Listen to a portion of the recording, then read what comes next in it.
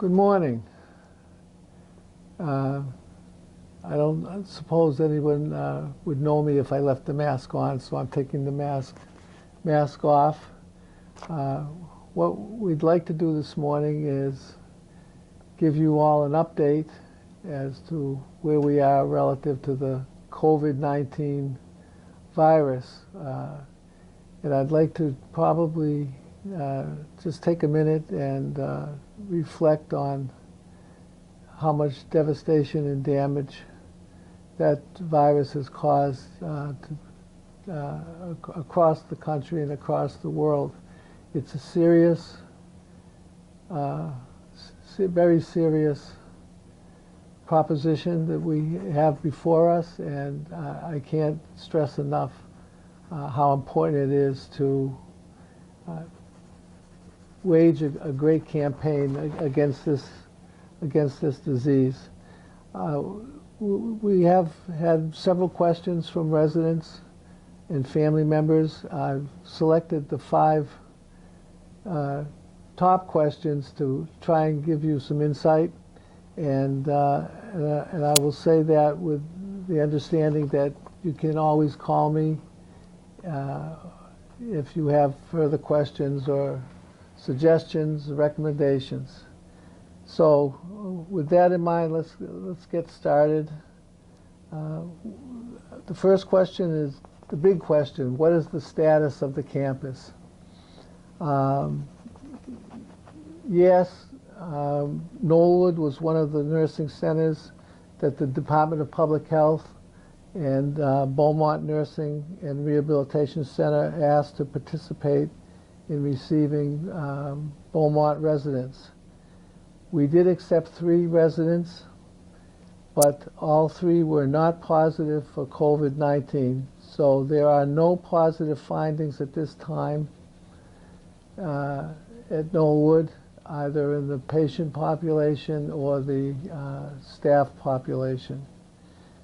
Knollwood remains closed to visitors because of the frailty of the people we take care of there. And that closure will remain until we deem it safe to open the doors again. Knollwood is accepting patients that do not have respiratory conditions or who are not post-COVID-19 virus patients. So yes, we will very selectively receive patients from hospital, generally from the hospital. The Elms Assisted Living remains closed to visitors, and there are no positive COVID-19 findings at the Elms. The Birches, Laurels, and Cottages are on a discouraged visitors and shelter-in-place status, which means that we are relying heavily on you to adhere to the hygiene practices that we've put in place and to keep visitors away from the campus. We can't shut down the entire campus, so we rely on you to use common sense and to abide by the federal and state mandates. That is to say, stay in your home, do not gather, and don't encourage family or guests to visit. As for the presence of COVID-19 virus, we have 1 confirmed positive finding, and so far the staff has no positive findings.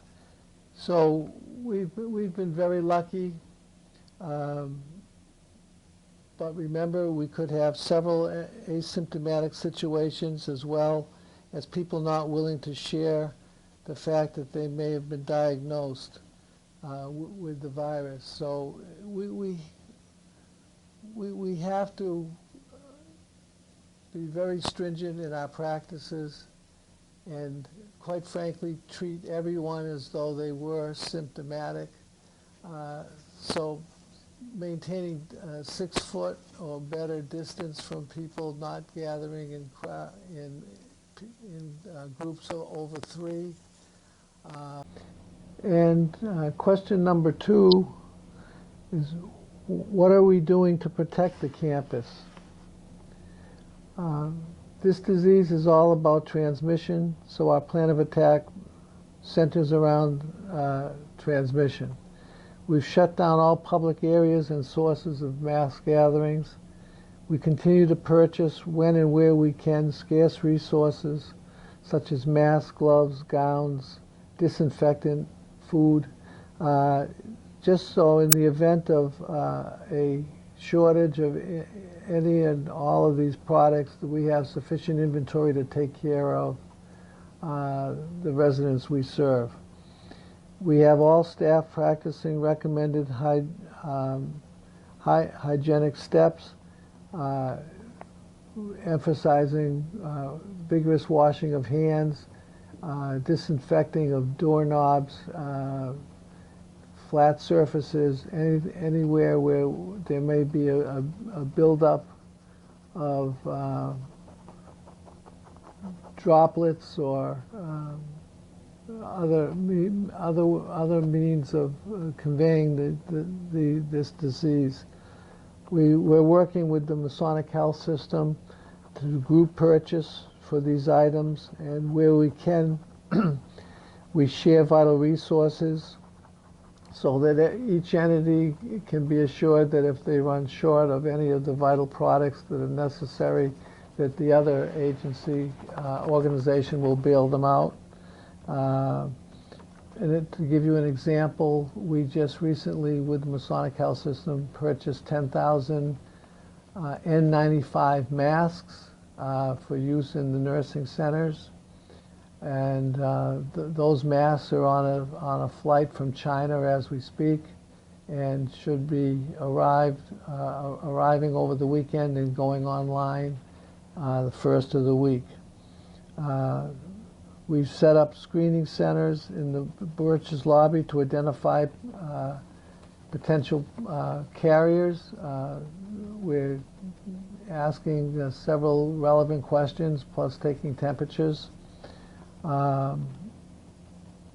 We have resident services checking in with every resident on the campus. So Daria and her associates will be making those phone calls, and will continue to make those phone calls until this crisis is passed. We're certainly doing a lot of other things, but these are the important ones. Another question is, how has COVID-19 affected operations?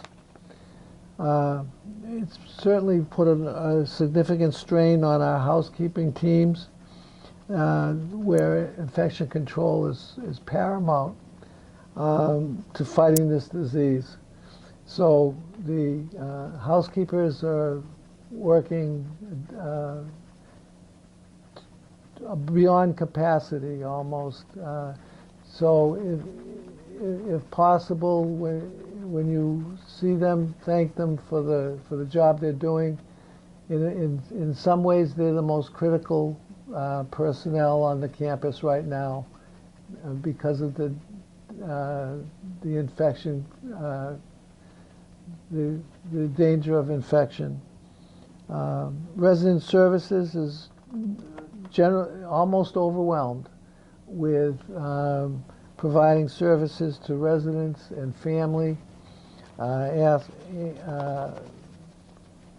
answering questions, putting people in touch with vital services like the visiting nurse and other services that come on the campus and provide a service to the residents.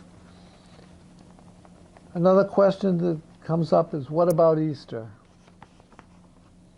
Candidly, Easter is a nightmare. We'll have several, despite the urgings of management here to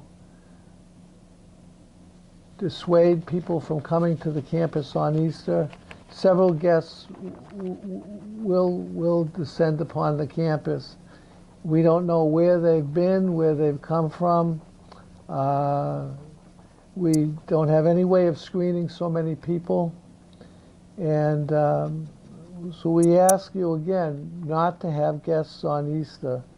Knowing most will take heed, but some won't.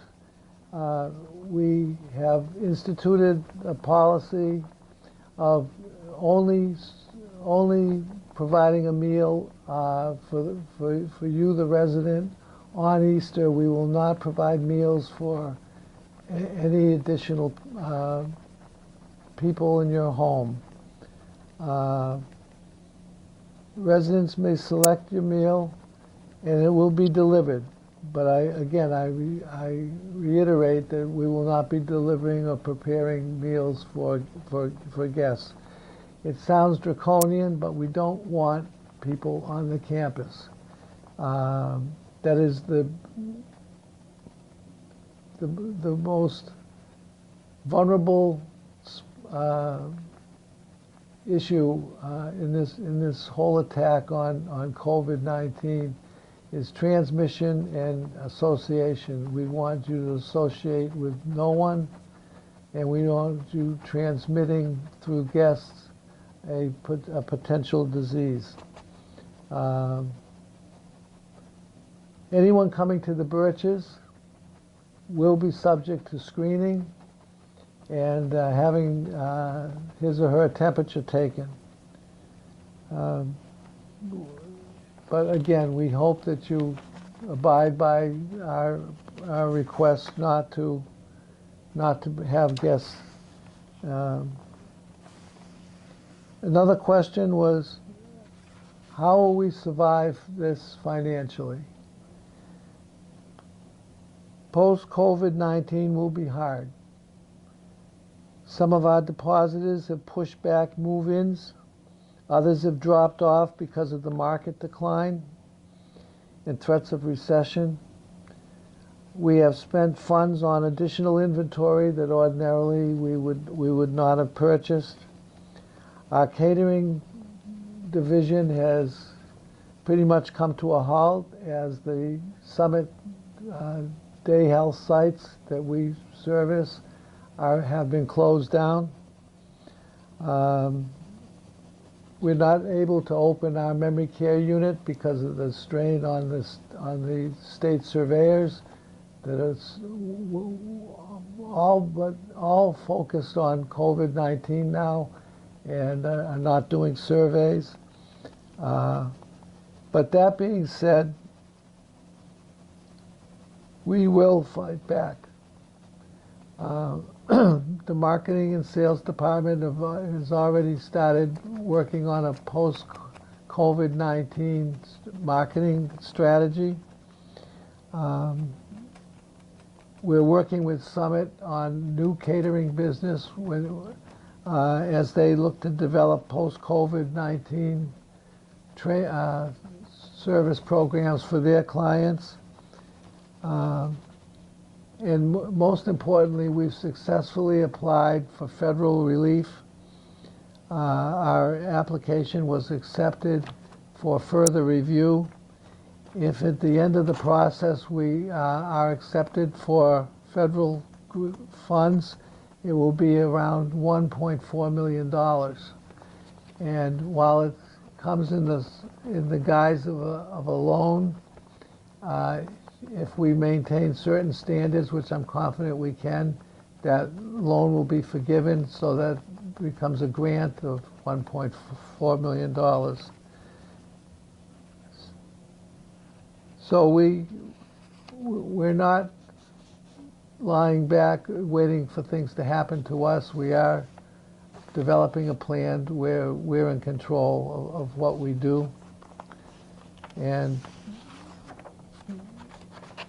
finally, I know this has been a strain on everybody, but I really can't think of a better place to be than Briarwood during a crisis like this, where a sense of helping one another and relying on one another for social and emotional comfort has always been our hallmark and always will be. So I would like to say stay safe, and we will prevail on this. There's no doubt in my mind. Thank you.